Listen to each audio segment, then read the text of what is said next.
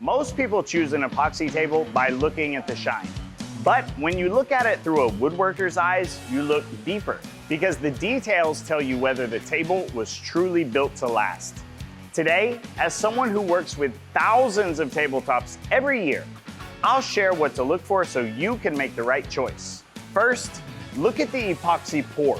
A good pour should have depth, clarity, and a clean transition into the slab. If the resin looks cloudy, shallow, or poorly blended, the table may look good online, but feel cheap in person.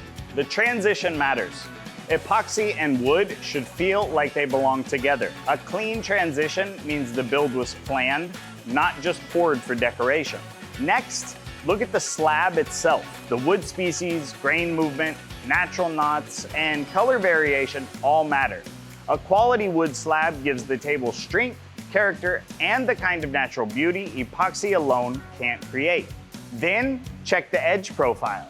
A good edge should feel smooth enough for daily use, but still honest to the shape of the wood.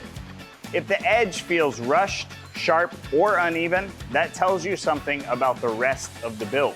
Surface prep is where shortcuts show up. If the grit progression was rushed, you may see swirl marks, dull spots, or even an uneven finish later.